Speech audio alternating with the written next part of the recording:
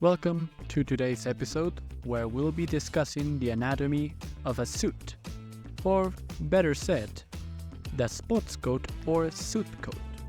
Have you ever wondered what exactly is a lapel? Where should the button go? How should my shoulder be structured? Well, in this episode I'll teach you all about it. As we all know, the sports coat or suit coat is the quintessential element of every man's sartorial endeavor. It is the stepping stone towards what will be a long and most likely very fulfilling journey. The combinations are endless, from the sea of color you can choose from to the mirage of texture you can pair it with. Yet, no sports coat or suit coat is made the same. There are very little details that set them apart. And as the saying goes, the devil is in the details. And where do these details hide?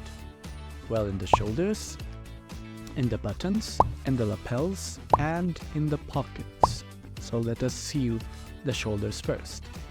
The shoulder is the coat's structural anchor, its piece de résistance. And thanks to it, the rest of the fabric can drape down elegantly down a man's silhouette.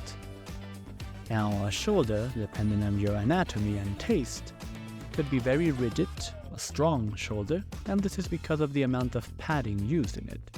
A strong shoulder is particularly favored by British tailoring. If you go down the padding, then you get a rope shoulder. And what does it mean? First of all, the shoulder isn't as strong as the first one. It has way less padding. It is when the sleeve head of the shoulder is slightly higher than the armhole, creating this bridge effect. Of course, I'm wearing knitwear, so you can't distinguish it, but you might as well look at it in the images. Now, this is called an Italian spalla controlino. In the same family, you could say they're even cousins, you can find the pagoda shoulder. The pagoda shoulder works with a similar amount of padding, but this creates a very elegant arched silhouette. It's not for everyone, it's a more daring look, it's a little bit bolder, but I definitely find myself getting behind it because I like to make those stylistic statements. The Italian term for the pagoda shoulder would be spalla inselata. It's because it resembles a saddle. Then again, of course you can go with no padding whatsoever.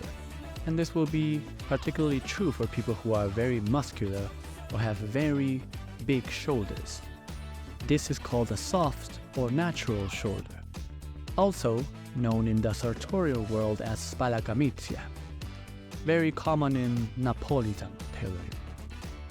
The arm of the suit jacket slides like a shirt sleeve, very analogous to a shirt, of course, which is also unpadded. So there you go, you have three options of padding for your shoulder. You have a strong British shoulder, rope shoulder, and pagoda shoulder that goes into the same amount of padding, and finally you can choose to go with no padding whatsoever.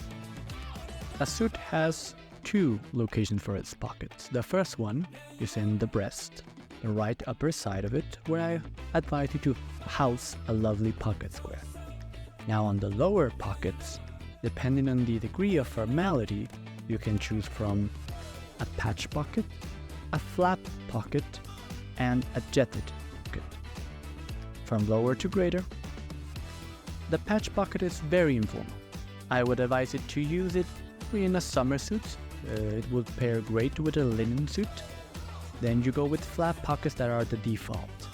There are sting pockets that are covered by, of course, a flap, as the name suggests, of fabric that they cover all the way over it.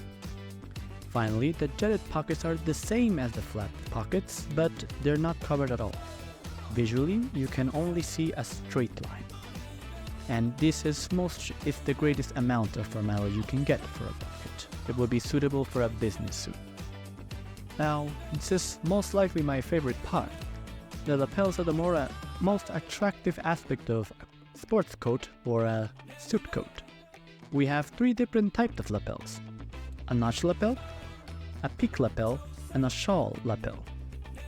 Shawl lapels are very formal and you see them in dinner jackets, so we'll be focusing more on peak lapels and notch lapels. Notch lapels have this little space between the lapel itself and the collar.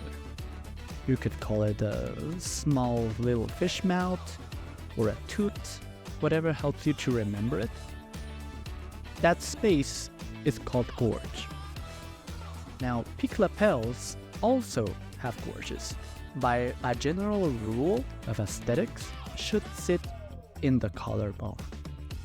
But as everything in the sartorial world, this is not an iron rule. You see, if you are a rather short man, a higher gorge will give out the illusion of height. While if you are a very tall man or slim man, a lower gorge will provide equilibrium between your stature and what you are wearing. Finally, we arrive at the buttons of a sports jacket. A suit's lapel ends where you button it. Therefore, a single-breasted suit with 3 buttons will have a shorter lapel and a higher buttoning point. And a little tip for everyone here.